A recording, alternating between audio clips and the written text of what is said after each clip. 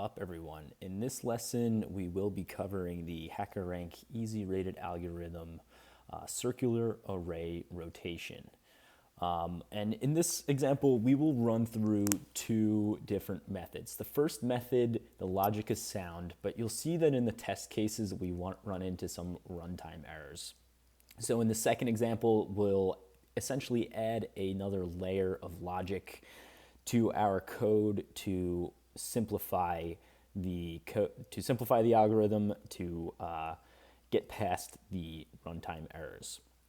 So the problem spells out that John Watson and Sherlock Holmes, the great dynamic duo, John Watson is testing Sherlock Holmes' abilities with an array, and he will rotate the array a specific number of times and then query a couple positions in the new array to test and see if Sherlock got the rotation accomplished correctly in his mind, I imagine. So we are provided in this example an array of 3, 4, and 5. K indicates how many times the array will rotate, and the queries represent the index position that Watson will be testing to see if Sherlock got it right. Okay, so it spells out that if this array were to rotate twice, you're essentially taking these numbers and shifting them all over to the right 2 times. So 3 is going to wind up at the 5, 5 is going to wind up at the 4, and 4 is going to wind up at the 1. If what I just said makes any sense, you can see it here. That is how the array will rotate after 2 rotations. And then, of course, Watson does his query test. He'll test at A of 1 and A of 2 to find the values of 5 and 3. Okay, so I hope you're following. Hope that's clear. If not, take a second to read through it again, write some of it down, and I'm sure you'll start to follow. So we will now head over to Replit. Okay, and I've got all that same info set up over here in Replit, and we can now get to work. So how could we solve this problem? Well, you're probably going to want to make a new array that's working with all the same numbers of the old array. But of course, in the new array, we will want the numbers reorganized in the positions that they should be. So we'll go ahead and set a new array equal to an empty array. And one thing you may be thinking is if you do new array equals A, just to simply get all the information from A into your new array. We don't want to do that because what we're going to do later would actually wind up rearranging the order of A as we're rearranging the order of the new array, so we don't want to do that. We want to add the numbers from A into our new array. So for num in A, we can new array dot append the num. Okay, and let's go ahead and print new array and see what we're getting. Awesome, we are getting an array that is identical to A, and we can now manipulate that array without having any effect on our A array. Okay, so what should we do first? Well, we want to take this number in our A array and put it in the new array in the rotated position. So it's rotated twice, so we want to take A at position of 0 and move it to new array at position 2. Okay, so as I said, we're going to select the first number here. And because we're working with index positions, let's go ahead and use a range array. So for n in range 0 to length, what's the last thing we're going to select? Well, we're going to select A at position 2. So you can go ahead and do a length of A.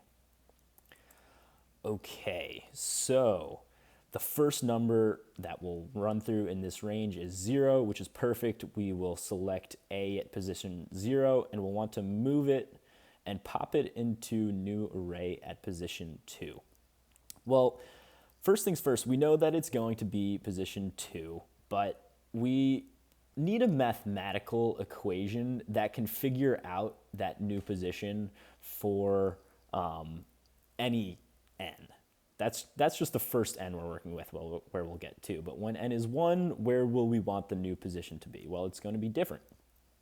So let's go ahead and first select the old value, the number from A, so the A number, and that will be A of n. And then, like I said, we will need to do some maths to find what its new position will be, what its position in the new array will be. So let's do some logic to figure out what that would be. Well, we can take n, and if we add k to it, that will rotate you to the right. But what happens with that? Well, if you're using n of 2 and you add 2 to n of 2, you get 4. And well, 4, the index position 4, is out of the scope of our new array. Our new array is only ever going to be, the maximum index position is going to be 2, because the new array length will be 3. So how can we resolve that? Well, we can actually modulo length of A, because the remainder, when you divide this, will always give you your new index position that is actually where you want it to be. So we can go ahead and set this equal to our new position variable. Okay, so now what do we have? Well, we have the value we want, and we have the index position of where we want to put it in our new array. So we can go ahead and new array at the position where we now want to put it, new position, and we can put the value there. So let's run through this briefly. A of n. What is A of n? Well, n is equal to 0 in our first go around this loop. What is A at position 0? Well, it is the value of 3. Where do we want to put 3 in our new array? Well, we want to move it from position 0 right 2 times. So position 0 plus 2 will put us over here. And that gives us our new position. And then we will take that new position in our new array and manipulate it and set it equal to our selected value, our A num. Oh, sorry, A num. You could write it how I just did. It's the same thing. We just assigned a variable in this case. And that's what we'll be doing. So if you went ahead and printed the new array, you get exactly what you want. That's the new array. And then when we pop this into Replit, you will pass the first sample. You have passed the first sample test case. The system will run the queries for the indicated positions, position 1 and position 2, and you will pass because it will return the proper positions. Of course, if you were returning, not printing. But the issue is that when you run all the test cases get really, really big. And you wind up doing too much work in this code and running into runtime errors. You time out, the compiler times out. So this winds up only passing one test case. So unfortunately, we have to go ahead and delete all this because it's not going to help us out. So how can we think about solving this problem? Well, what we just did in that last example was we built an entire new array, shifting everything over, and then we did a loop through that array to build our correct new array. So we copied our array, and then we looped through the old array to find the values and put them at the correct positions. Well, we know that we only need to actually find a couple answers. We don't need to build out that entire array if we're not going to be asked at every position what the value is. We're just being asked what the query's values are. So a way to cut down on a lot of code and a lot of work is to just provide the answers for the queries. So instead of a new array, we will do an answers array in this instance. And let's think about what we are doing. Well, like I said, we're just going to look for our queries. So we can do for q in queries as opposed to an entire n range loop where we're evaluating every single number from 0 to the length of the array, which, as I mentioned, could be massive in the test case examples.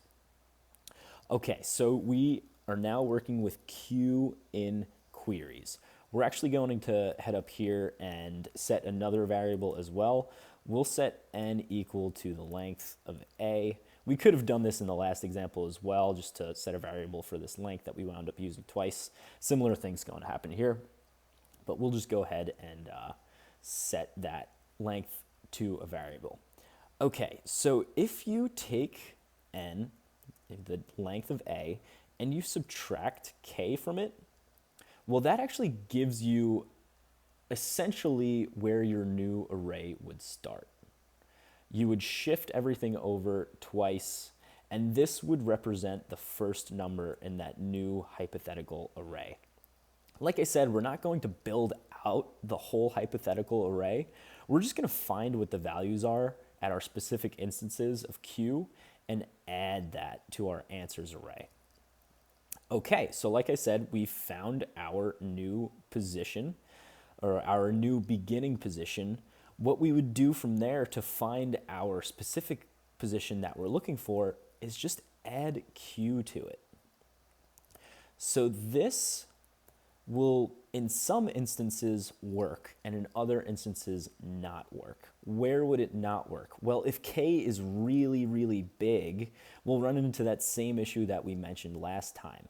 And how did we solve that issue last time? Well, we did modulo of the length of the array to find the accurate position. The remainder is really the answer here. Okay, awesome. So that gives us the position. Okay, actually, no. What does that give us? Well, that gives us a, the value of a that we are looking for. And then we will go ahead and add that to our answers array. Answers.append our value in our a array. And this, I believe, should give us our answers. It's going to print the whole array because, as I mentioned previously, the queries that Watson does in this example is the whole array. 0, 1, and 2 are all of the positions. So we can just go ahead and print answers to see if our new array is exactly what it should be. And there it is. There you go. So we can go ahead and copy all of this over to Hackerrank. Okay, and we'll want to just move this over a bit. I think Hackerrank prefers that format. And of course, we're not going to print. We're almost never printing unless indicated, and even sometimes when indicated, it doesn't work for some reason. We've got a little error. Not quite sure. Oh, because we didn't change that up. Okay. Now let's run this code. Awesome. So in the sample test case, we get a pass.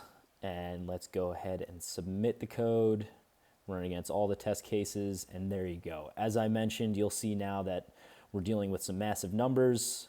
Oh, actually, you'll have to use the hackos to see what the actual numbers are being evaluated as. But yes, so we passed all the test cases. I hope that made sense. I hope it's clear. If not, do a bunch of printing. Print everything you can think of. Stare at it, step away from it, take a walk, think about it. It'll start clicking after a bit, I promise. I hope you enjoyed this video. If you did, please go ahead and hit the like button and subscribe. I mention this always. We will be posting these frequently. So thank you for watching.